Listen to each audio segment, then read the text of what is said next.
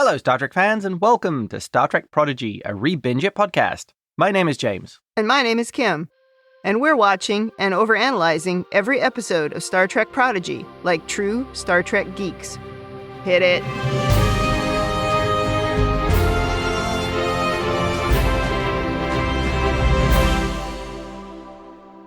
Welcome back to the podcast. Today we are on Season 1, Episode 19, Supernova, Part 1.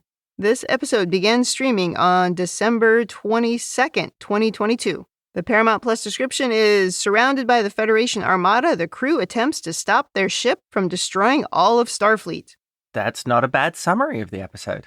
And it's also not a bad idea to stop their ship from destroying all of Starfleet. That seems bad. Well, it's a matter of perspective. I think the Diviner and the Vindicator might argue with you there. Yeah. And the Hatter. Oh, and Hat Guy, yeah. I wonder if we'll ever see Hat Guy again. I hope we do. He had a great look. Yeah, he might turn up randomly some later season with the cool hat over his face. Well, we ended last week on such a high note. We both gave it a 10. Great episode. Just an absolutely great episode. And this episode is non-stop action-packed from beginning to end. Yes. It's sort of breathtaking. Yeah. And so we go from a high to a high. So should we get started on this one? Absolutely. We start with Vice Admiral Janeway being held in the brig behind a force field. She's trying to convince Ensign somebody, because we don't get her name, that she needs to be let out. She's telling her all of the bad things that are going to happen if the living construct is allowed to release its power. The ensign is definitely unsure, but still doesn't let her out. All of this is quite understandable considering how strangely she was behaving in the previous episode. Yeah. I think if you spent any time aboard a Starfleet ship, you'd be pretty sure that at any moment, anybody could be possessed by a power wraith. Or a long list of other alien entities that took over various Starfleet personnel throughout all the series. Yes. It must just be a regular occurrence on ships. That's what I think. There's a class at Starfleet Academy to deal with it. Oh, has your coworker being possessed by an alien spirit? Yes. Well, on the Protostar, everyone is very afraid of the armada that has assembled in front of them. Holo Janeway points out this is exactly what the living construct wanted. Yes, it is. Yep. Gwyn has a lot of confidence that Admiral Janeway is going to set everything right, but Dal sheepishly admits that he may have tarnished her reputation a bit before getting back into his own body. He says, they think she's crazy. Dal leaves a trail of destruction in his wake. Totally. He is an agent of chaos. Yes. Now we see Admiral Jellicoe is back again, and he's talking to Commander Tysus. Also known as Antennas. That's actually a very good nickname. They tell the Admiral that Janeway is on medical leave, so they're fibbing a little bit. Yeah. And Jellicoe is really annoyed. He wants to know the plan. Ensign Tahani speaks up, saying, "We've been ordered to disrupt their shields and board the Protostar." "Approved," Jellicoe says. "Get a team on that ship." Ensign Tahani then does not her name. One of her little evil smiles when nobody's looking at her. And she is so super annoyingly smug. Yes. And she seemed so sincere when we first met her. Yeah. And Tysus orders phasers to take out the Protostar shields. Back on the Protostar, Zero is trying to regain control of the ship, and he manages to hardwire the systems, and it works. They have control again. But they're being fired at, and shields are dropping fast.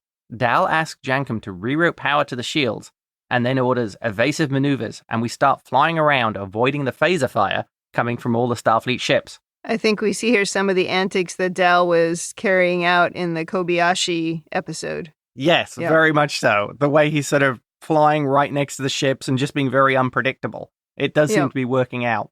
Dal tells the others that they'll laugh about this one day at Starfleet Academy. Rock is about to tell Dal he's not going to be allowed in, but Gwyn manages to avoid the topic for now. Yeah, this is not the time for that discussion. No.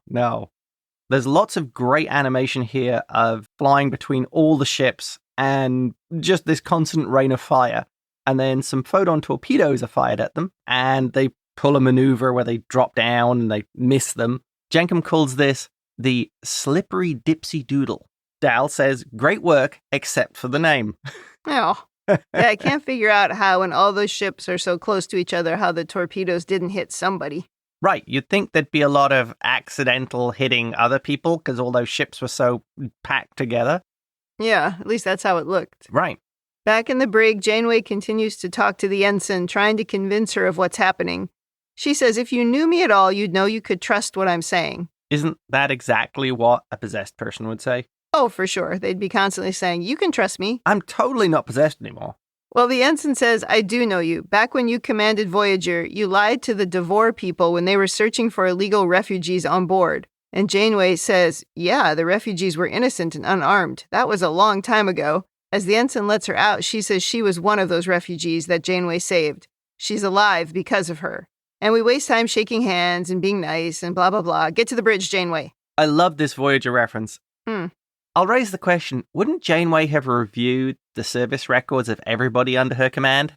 I would think so. That didn't track so well for me. Janeway is the kind of person who would know everything about her crew, especially a smaller crew on a ship like this. Maybe she came on board while Dal was in charge. Oh, that would be funny. The Protostar continues to avoid the incoming fire until the Defiant sneaks up behind it and manages to make some direct hits. Shields are now critical, and Gwyn heads out to get some weapons as they're sure they're about to be boarded. The Defiant? Really? The Defiant? A tough little ship. Little? First Contact reference. Yeah, when I was watching this episode and you hadn't seen it yet, I was like, oh, James is going to be so excited. His favorite ship has appeared. Oh, it's awesome. Gwyn is now at a weapons locker and she's prepping a phaser rifle. Dal says if we cross that line, we won't get into Starfleet Academy. Gwyn finally tells him she has something important to tell him. And for some reason, Dal uses this moment to awkwardly kiss her and then apologizes as he's completely misread the moment. Yeah. When Gwyn tells him that Starfleet doesn't allow augments in, Dal is rocked. He looks kind of crushed and he slumps to the floor. Shields go down, warp and impulse are both offline. Of course. Dal then stands and takes the weapon from Gwyn. He says, "We all deserve to belong somewhere. If I can't join Starfleet, I'll make sure the rest of you can." So he's totally willing to take a hit for the team. Literally. Is this the first time we've seen Dal be 100% selfless? I think we have seen signs of him being selfless before. What was impressive here was that he regained his composure really quickly and jumped up and just said, "I'll do it." We've seen Dal whining a lot, and there wasn't any of that here. Yeah, he's moped about things in the past. Yeah. He's risen to the moment. I question whether this kiss moment is appropriate at this time. And I mean, I get that just in general, he's not picking his moment, and we've certainly seen that he doesn't have any chill. Yeah. But I question it, I guess, on a kid's show of whether or not that's really what we want to show here. I'm thinking that's probably more aimed at teenagers who are not well known for being able to read the signs. Yeah, maybe. Back to the Dauntless, Ensign Tahani enters the transporter room and says she'll take it from here, pushing the button on the back of her neck and turning into the Vindicator in front of a bunch of Starfleet people. Yes. She quickly knocks out the two shocked-looking crew members next to her, and then Dreadnought quickly disables the transporter chief. As the Vindicator, Naked Dreadnought, and the Diviner get on the transporter pad, the Vindicator says, "Eliminate anyone who gets in the way." And the Diviner replies, "Well, except my progeny." And the Vindicator's like, "Oh yeah, sure. Not convincing.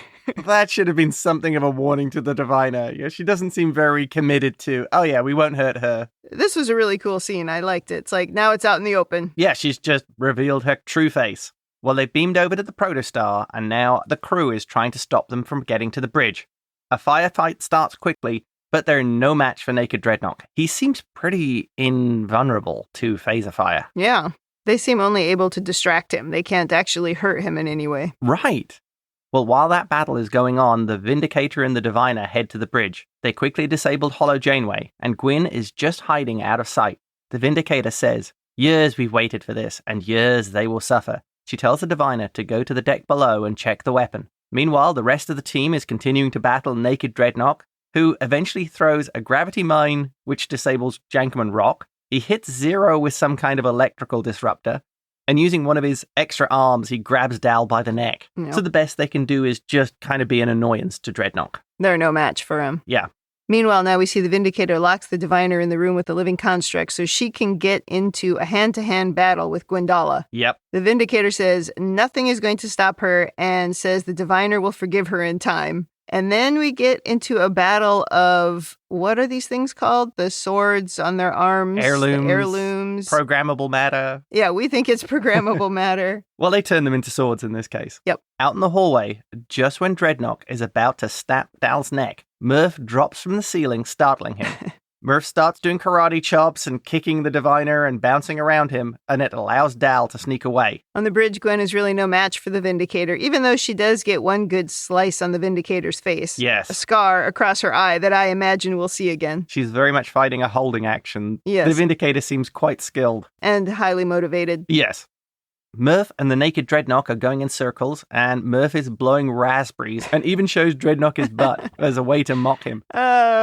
I admit I laughed. I don't always laugh at butt humor, but it was funny. Yes, because Murph's pretty much indestructible, so Dreadnought really didn't know what to do initially. Yep. But eventually Dreadnought figures it out and freezes Murph, then throws some kind of disabling band at Dal. It goes around his neck and pins him to the wall. Yeah.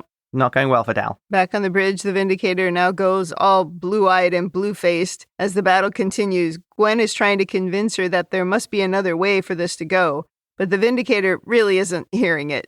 No, she is determined. She tells Gwyn, "You aren't one of us. You're just a mistake, a burden. You shouldn't even exist." Wow. That is not nice. Yeah. And then the diviner finally breaks out of the basement, just as the Vindicator knocks the weapon out of Gwyn's hand and holds her sword to Gwyn's throat. Gwyn is just no match for a fully trained Sith Lord. It was a little bit like a Jedi battle.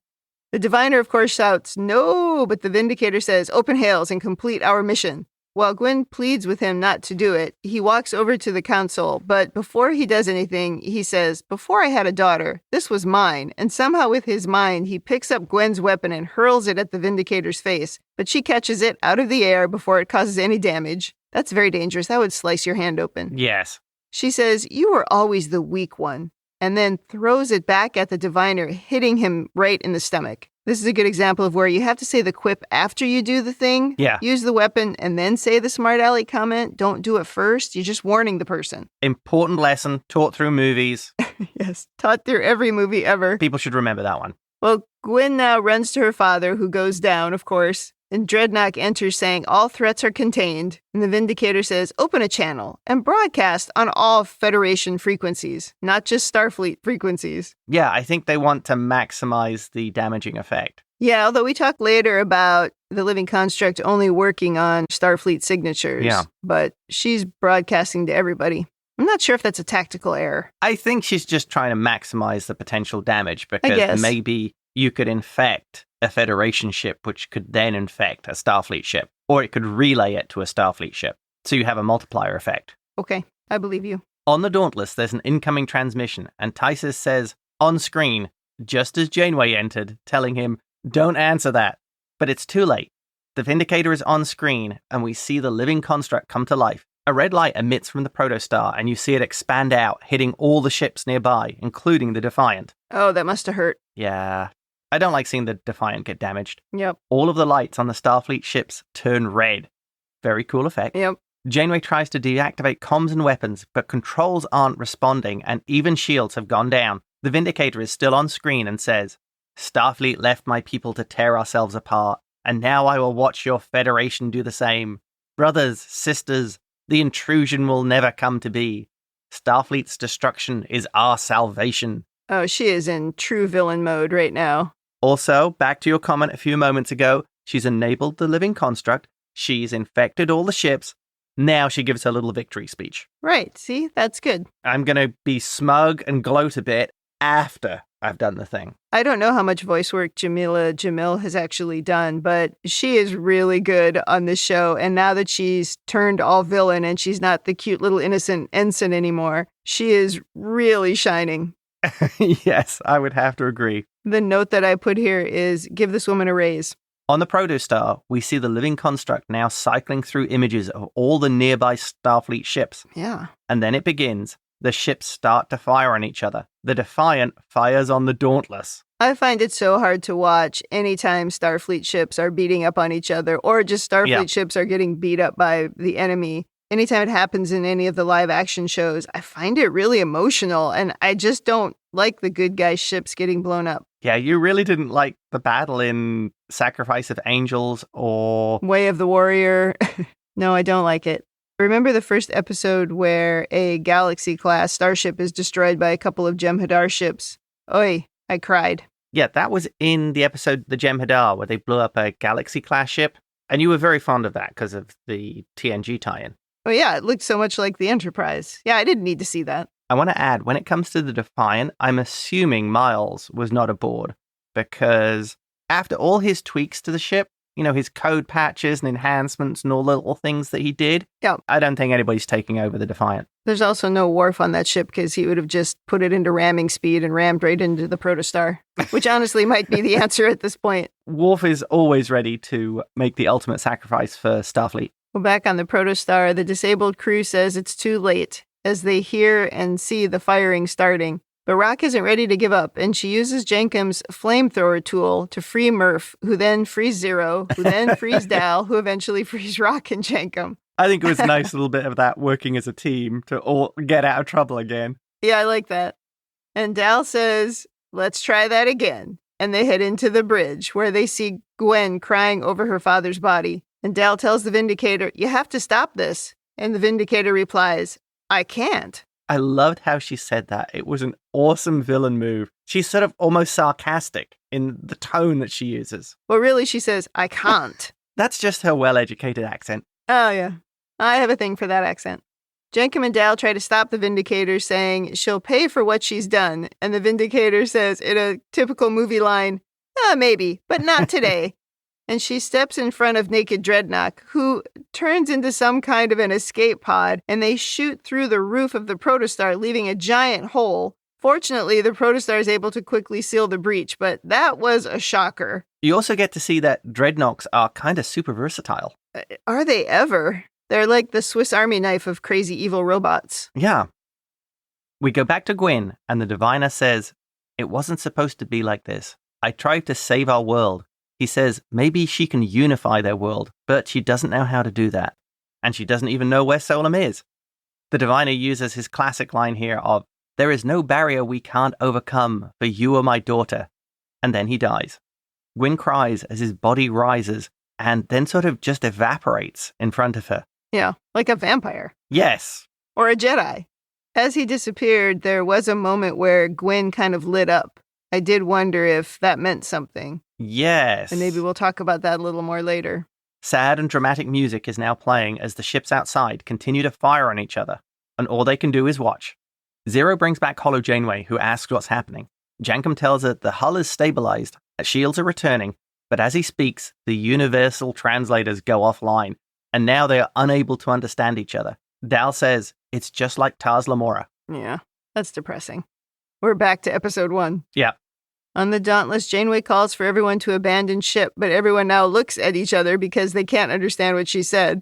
Right. On the Protostar, Holo Janeway starts looking into fixing their translators. Rock is very upset because she doesn't want to go back to being isolated, and she slams her fist down on one of the consoles, but Gwyn can speak her language and manages to reassure her. Yeah. She says her father had her study languages to pit species against each other back on Tars Lamora, but now she can use the skill to bring people together. The real Janeway now calls Dal, saying there's no way to stop every Starfleet ship from destroying itself. Dal suggests calling in other ships without Starfleet signatures. Janeway isn't sure it will work, as they'll be asking others to put themselves in danger. And without the translators, she says they won't even understand them. But Gwyn says Starfleet does have one translator left and volunteers to help fix the problem. Janeway opens a distress call to ships in range, and now, in a really nice touch, Dal says to Gwyn, the bridge is yours, Captain, and she sits in the captain's chair. I thought this would be a good idea for a long time.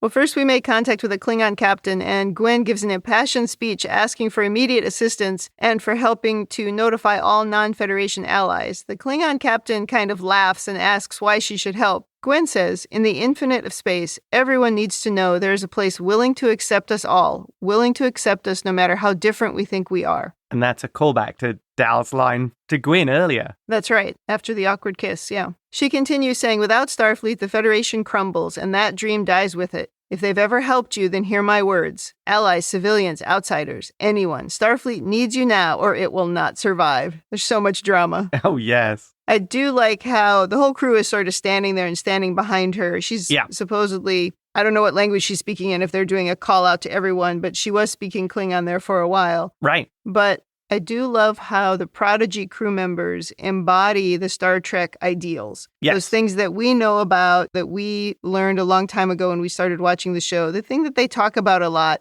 here it's like when somebody is a true believer and they live up to those things. Not only do they believe that everybody else does, but they do everything that they can to live up to it as well.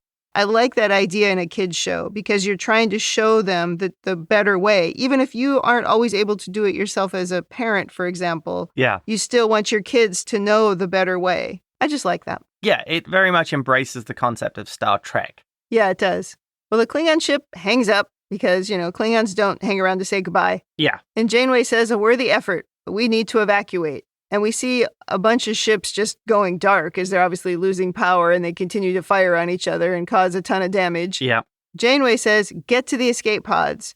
But then we see torpedoes fired on the Dauntless and they're about to get hit. She says brace for impact. Yes, but a Klingon bird of prey jumps in and takes the hit instead. That was totally cool. Really nice animated sequence as well. The Klingon captain then appears and she says, her ship offers salvation and prepare to beam out. Though I don't know how they're going to do that with the shields up, but that's okay. I'm sure they'll figure it out. Yeah, well, they'll figure something out there. Yeah. I do like this because I could also see the Klingons doing something like this. They do seem to enjoy a rivalry with Starfleet. Sure. This could lead to almost an entire opera, I think, of songs and tales. And I'm picturing this captain retelling the story of how I defended 100 Starfleet ships from 500 attackers. Janeway called me her sister of battle. Yeah. The battle was hopeless. Yes, and then much raucous Klingon cheering. This might help her becoming a Dahar master. Oh, we are digging into the Klingons. Now we see lots of other ships dropping in to help. Translators are coming back online and everyone is starting to feel really good about the situation. But all of a sudden, more Starfleet ships start appearing. And the construct continues its attack. Zero says, well, this is concerning.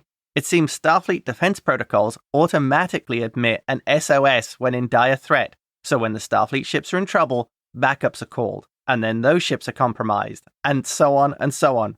Rock calls it one giant trap. And since comms are disabled, this seems pretty grim. Oh, yeah. Hollow Janeway says there aren't enough allies in the sector to stop what's coming. And Gwyn is like, there's nothing we can do. We can't warp away or stop the signal. No. It's annihilation. And then we get a view outside of floating debris, Starfleet ships on fire, missing nacelles. It's a mess. Yeah, you're seeing already some of them are turned into wrecks. And not really the end. Cliffhanger. Curses, you Prodigy and your cliffhangers. Well, I hate to tell everybody this, but we are going to have to blow up this ship. There's no other way out of this. I'm surprised no one's brought it up yet.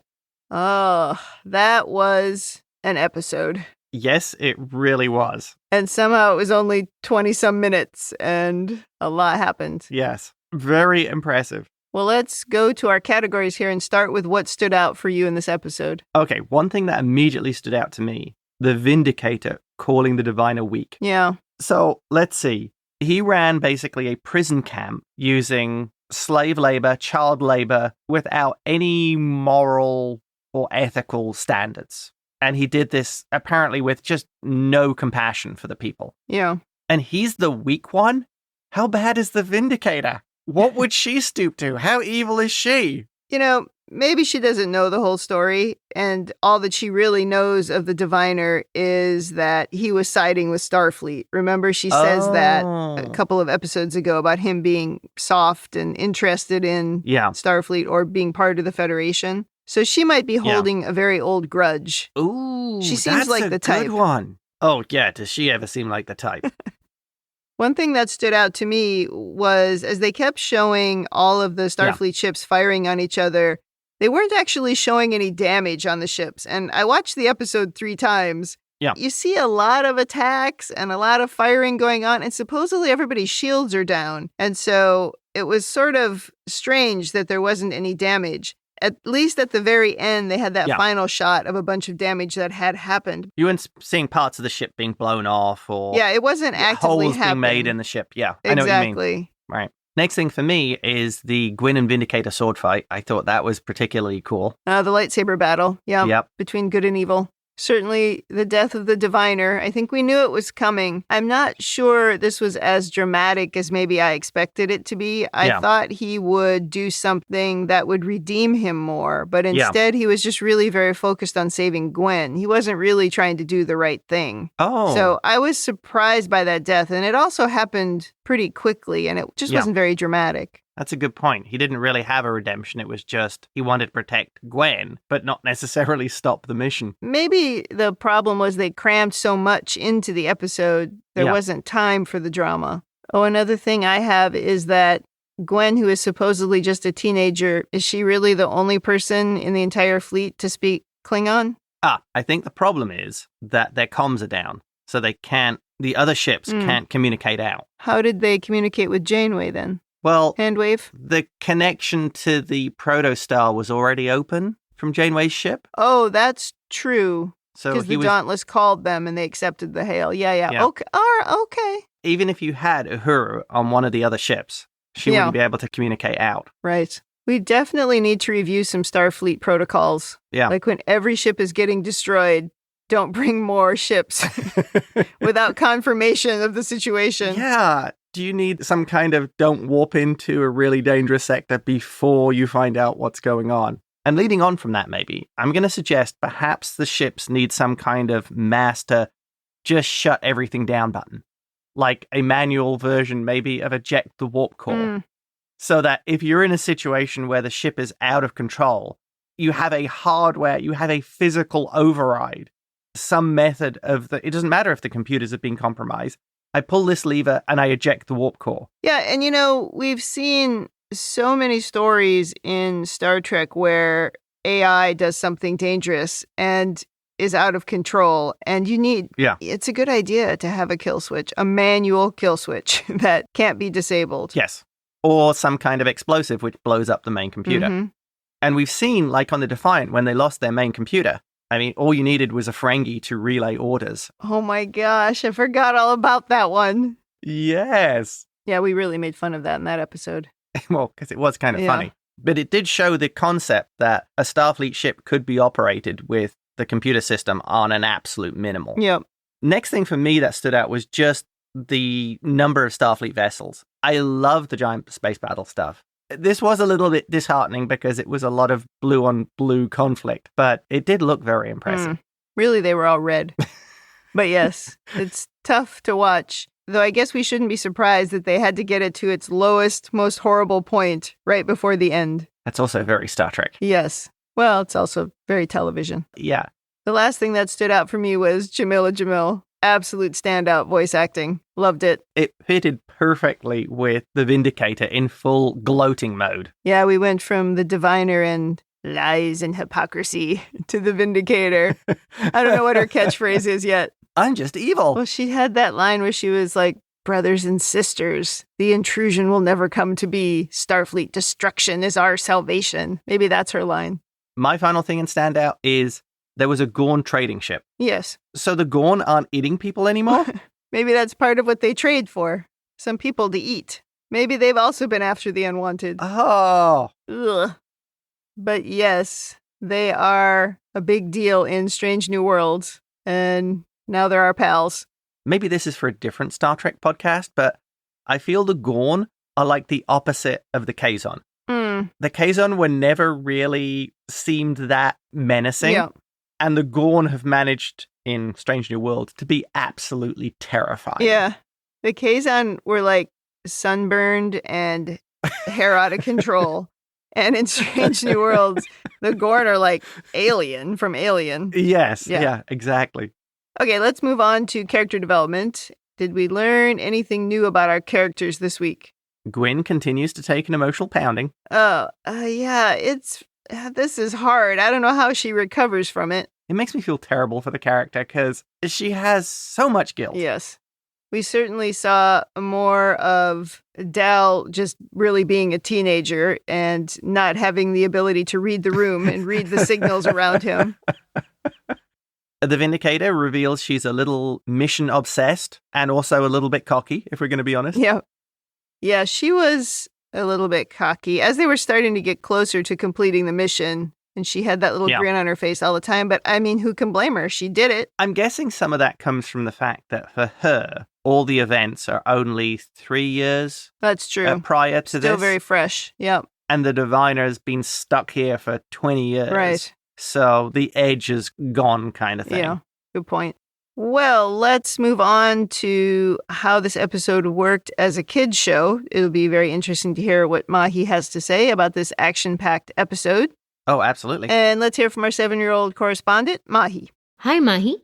Did you enjoy the episode? Yes, I did enjoy the episode. Lots of good and very sad parts. It was Super Merv to the rescue again, but he got frozen trapped, unlike him.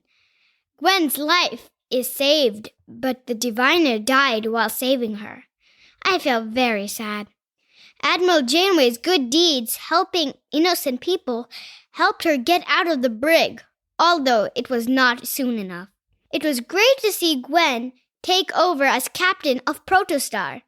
She reached out to the allies like Klingons, asking for help and succeeded. Let's see how she will save Starfleet. What did you think of the space battle? I did not like the space battle at all. Wars and battles are not good events. People can get hurt really bad, and lots of people may also die. It takes hard work to build something good, but doesn't take long to be destroyed by war. And it will take lots of work to rebuild it again. Hopefully Starfleet won't be totally destroyed. What was your favorite part of the episode? I loved it when Del Rey called Gwyn the captain. I always thought she would be the better captain, and she is. Well, she has always been my favorite character. Is the Vindicator meaner than the diviner? Oh yes, no doubt about that. The Vindicator or Essentia killed the diviner without even feeling guilty about it. She is only focused on destroying Starfleet at any cost. Will they have to destroy Protostar to save Starfleet? I don't think they have to destroy the Protostar to save Starfleet. Gwyn could probably disable the weapon because she is also the same species as the diviner and Essentia. Maybe she can control it so that it doesn't infect any more Starfleet ships. Was there a lesson? Yes, the first one was never give up just because you are in a difficult situation. When the Protostar crew was all trapped, Rocktalk came up with a quick but great plan to save the crew and get back to the bridge. The next lesson, as always, teamwork makes dream work. The whole crew worked together to save each other's lives and get out of the sticky situation. I also learned that you get what you give. Admiral Janeway's good deeds helped her get out of the brig. Thank you, Mahi. Bye, everyone. Thank you for your feedback, Mahi. Again, this is another one I think we have a lot to unpack, Kim. Yeah, she gave some pretty good analysis there. She continues to be impressed by Super Merv. Yes. Yeah, and she was also pretty clear about Gwyn being her favorite character. And I really like how she said, let's see how she will save Starfleet. Like, could that be any more positive? Yes. Yeah, that's great. We're on the same page about Gwyn being the better captain. Yes, you do agree with her on that. But I think we have to talk about, are we getting overanalyzed by a 7-year-old? I mean, we didn't even think about the fact that maybe Gwyn will be able to affect the weapon. Yeah, she's the same race. She'll have the same DNA. Maybe the living construct will respond to her or allow her some ability of control. How come we didn't think of that one? I don't know. It's a good question. I guess she watches it through different eyes. Yeah. But maybe the thing where Gwyn sort of lit up when the diviner disappeared, maybe something in that will lead to her being able to have some control over the weapon. Interesting. So I do think that's a good thought. I also liked when she said that she doesn't think they'll destroy the Protostar and that they'll find a way out of it. Yeah. I thought that was pretty positive as well. And to remind people, there is no prompting of Mahi on this. These are her ideas that she comes up with. Yeah. We're not feeding her prompts to work on. No, not at all. We just text some questions to her mother and then we get a recording back. Yeah, these are coming pretty much straight from her.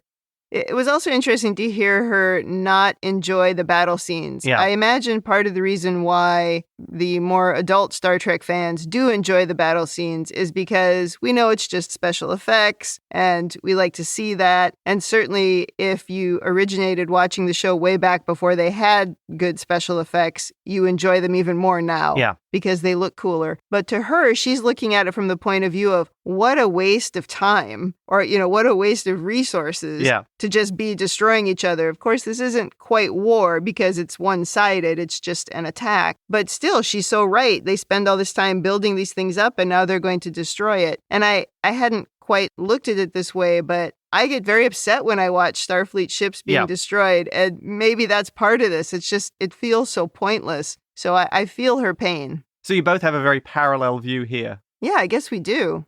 But I do like the special effects too. Oh, yeah, I love them. I just love the Defiant as well. Yeah. Mahi, of course, always likes to tell us what she thinks the lesson is in the episode, or at least what she learned from it. Okay, Kim, so what is your lesson from this episode? Well, remember in the last episode, we talked about how Dal had no chill. Yeah. And he was just a mess when he ended up in Janeway's body. So I'm going to say that the lesson is having no chill can destroy Starfleet. Because we would not be in this mess if Janeway had not gone back to the brig. Okay, this is all a very good point. That's a good one. If she had come to in her body on the bridge, none of this would have happened. All right, well, we do not have much feedback this week. In fact, I noticed there was virtually no activity on the Facebook group page at all. And I imagine it's because we are right in the holidays. Cal E did send us another short to the point email. Yes. If only they had Uhura and her books on Klingon. What movie was that where she had all the books out on the bridge and was trying to translate? Undiscovered Country. Oh my God. I forgot about the books. That's a really good callback there. The physical paper books. That's awesome. Yep. Okay, let's move on to the Star Trekkiness of the episode. First thing, of course, reference to the Voyager episode, Counterpoint. And the Minari. It's always good to have these callback to the old episodes, yeah. For me, of course, the Defiant. Yes. My favorite Star Trek ship. And the Enterprise E as well. Oh, right. I mean, all the ships obviously were Star Trek-y, so we don't have to list them all. The other specific one was the USS Centaur, which is a reference to Deep Space Nine, A Time to Stand. Yeah. And we saw Admiral Jellicoe again. It's not necessarily Star Trek-y for all the Starfleet ships to be shooting at themselves. But it has happened, like, if you remember in the original series, where they tested an AI. Oh, yeah. See, those AIs. Yeah. And the ship went crazy and started attacking other Starfleet ships. Sure. I feel AIs get a very bad rap in Star Trek for the most part. Oh, yes, they do. They're like the computer version of augments. That's very true. Well, maybe the true Trekkiness of this episode is always in the way the crew works together and they depend on the strengths of each other, which is just, such great teamwork. But also, as I stated earlier, Prodigy does such a good job of embodying the ideals of Trek and reminding you that this is why you watch Trek. This is where it came from. And to me, that maybe is the biggest thing in this category. And Gwyn, to the Klingon, gave a Picard speech, appealing to someone's better nature to help. She did, and it wasn't even an overly complicated or sophisticated speech. And I think that was kind of the point, because I actually think if it had been, it wouldn't have fit. Oh, agreed. She's a teenager. She's not going to have the experience or the eloquence of somebody like Picard. I think that is one of the things that I'm enjoying the most about this series. Agreed. It's got that wholesome core. And whenever I think about people asking me, oh, you watch Star Trek? It's like, duh, yeah, it is such a positive world, a positive, bright future for us to look at, where we talk about humans actually evolving to be better and to want to be better and to get away from all of the things that are horrible. So why wouldn't I be a fan? And this show just really... It's really important to it. It's the absolute core of it. Well, it's the concept of social evolution catching up with technological evolution. Yeah, and you don't see that in other shows generally. Right. Generally in sci-fi, the corporations have taken over and everything is terrible. Well, they're just showing reality. Which is accurate. Yeah, exactly. It's just like what it's like here. All right, let's move on to the Star Warsiness. We did have a few things this episode. Well, my big question here is the Diviner going to become a Force spirit? I wondered that when he disappeared. I also thought maybe they did it just because they didn't want a body on the bridge on a kid's show. And they weren't sure what to do with him in such a short time. They could have beamed him out. But I did wonder if there was something about that and if he's going to reappear like Yoda. Yes. Yeah. There was that moment when Rock Talk slams her fist on the console and then she sort of roars and growls. And I said, was that Chewbacca? Oh, it did sound very Wookiee. It really did. And there was a little bit of a lightsaber battle. Not really. Yeah. But it was a sword fight. Yeah, it was more of a classic sword fight. Except when the diviner picked his up with his mind and threw it at the Vindicator. Then it was like, well, is the Force with you? That's totally something a Sith Lord would do. Yeah, exactly. In the comics, Vader once brought down a Y-Wing by throwing a lightsaber at it. Yeah, exactly. Well, okay, it's time for rating. Before we go into speculation corner, I do want to ask, what do you think about holding on to the rating until we see the whole thing? Or do you want to rate this episode? Okay, let's do that. Let's hold the rating for the two-part as a two-part. I mean, I think we both enjoyed it. Yes. Loved it even in parts, but it's incomplete. Okay, I will give a interim rating of it's very good. Oh, I thought you were going to say, I'll just give this little, just a 10. That's all. It's just a 10. That's what I totally expected from you. But okay, we'll rate it next week. I have the feeling the only way it would get a bad rating if next week's one, it says they all died and went back to their home galaxy. Haha, just kidding. Yeah, I'm a little worried. I saw a lot of people online saying, oh, they're going to go back in time and undo all of this. Please don't do that. I really hope that's not what happens. Well, but I said it last week. This show continues to surprise me, so I expect it to surprise me again. Hey, I'm totally open to be completely surprised. Yep. Okay, then let's move to our last category of speculation corner. Okay. What's going to happen? You brought up about the time travel thing. I have the theory that maybe what's going to happen, that there will be time travel, the incursion, or whatever happens that causes the war within Vonnegut society. They'll do the classic thing of they'll stop it, except the only people who'll remember it or be aware of it will be maybe Janeway and the crew. And I'll add in, and the Vindicator. Oh, and the Vindicator, yeah. Yeah, we haven't seen the last of her. Right. Yeah. And because they'll be outside the main time stream, they'll remember all the events. We've seen that in Deep Space Nine. Okay. That's an interesting thought. Last week, I was quite convinced that we were going to send the crew in the Protostar into the future, probably where Chakotay is, because I didn't understand how they would continue on with the ship, with the weapon in it, or even with the weapon out of it. It didn't really make any sense to me. But what I hadn't considered was maybe the Protostar isn't a character that's going to last. That would be interesting. The title of these two-part episodes, the title is Supernova. Well, what is a supernova? When a star explodes. And what is the Protostar's special engine but a baby star? We've talked many times off the podcast about why aren't we doing auto-destruct to get rid of the problem, because they use auto-destruct all the time in Star Trek. So what you're saying, Lily, is blow up the damn ship, John Luke. Yeah. I'm afraid that is what I'm saying, and that might be where we're leading, which then becomes really interesting. If we blow up the Protostar, then what happens? First of all, can the crew get off the ship? There's a season 2, I think they can get off. But if they do get off that ship, they blow up the Protostar, do we have a different ship in the next season? I'm going to go dark here. Oh. The crew needs to detonate the Protostar. They can either leave the ship or all work together to destroy it. Mm-hmm. They start the countdown, and they're all fighting the construct to stop it regaining control. And then as the countdown hits 1, they all hold hands, and then the screen cuts to black. So you think it will end on a big cliffhanger, or you're saying that they're all going to blow up? An enormous cliffhanger. Because you don't know. Did they blow up? I hope they don't do that. This is why I don't write kids shows. Well, yeah, that would be a little dark. But the season-to-season cliffhanger is not as big of a thing as it used to be in the old episodic days of Star Trek, and also in the old normal television days. Streaming, that's not super cool anymore. And we've had a cliffhanger almost every week. At this point, I think they got to wrap up the story. Yeah. It's certainly possible that they will find a way to work together and cause that destruction of the ship. And that might fling them into the future somehow instead of killing them. And people like Janeway might not know that that's what happened. They might just assume that these kids sacrificed themselves to save Starfleet. They could be looked at as heroes.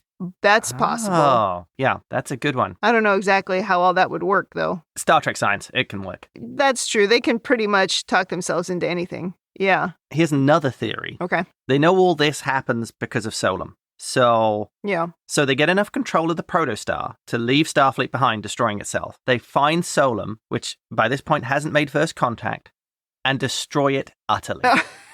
Crash the Protostar into it. Leave none alive. Make their sun go supernova. Get the Dominion, because the Dominion are good at wiping out entire races. Oh, yeah, they really are. Destroy Solum. None of this will happen. Reset the timeline.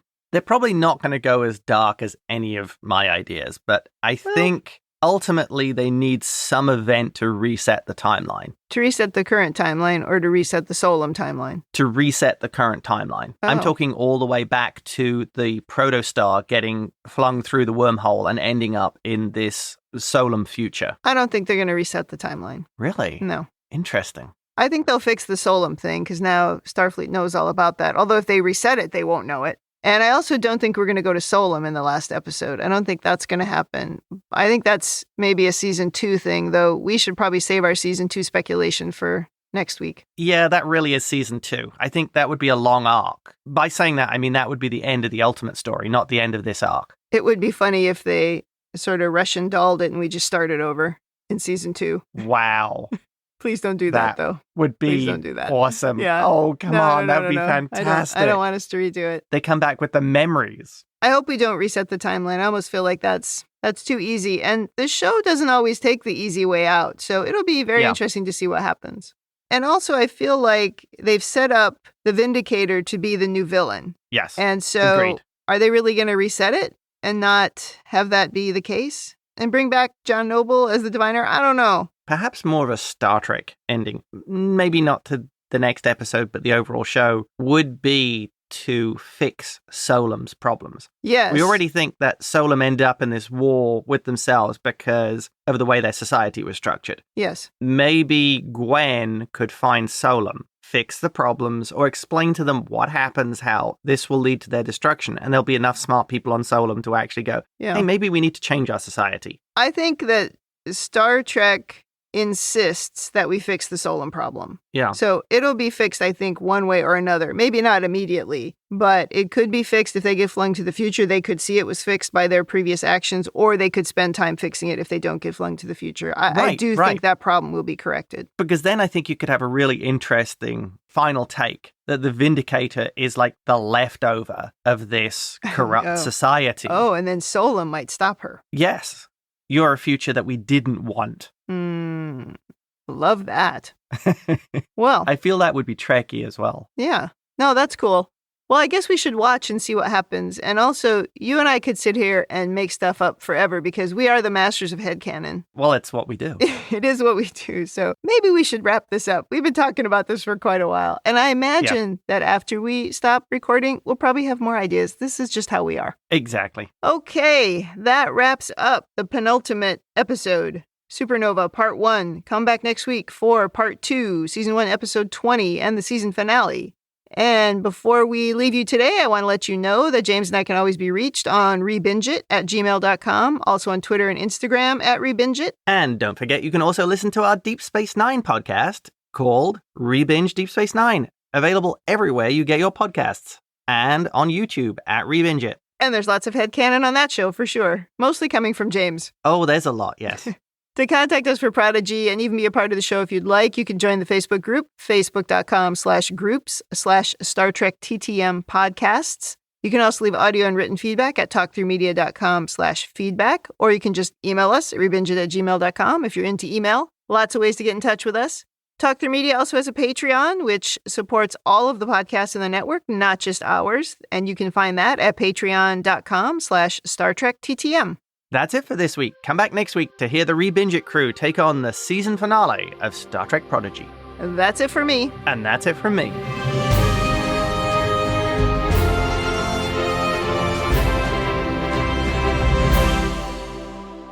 And listen to Janeway. And don't be a porg.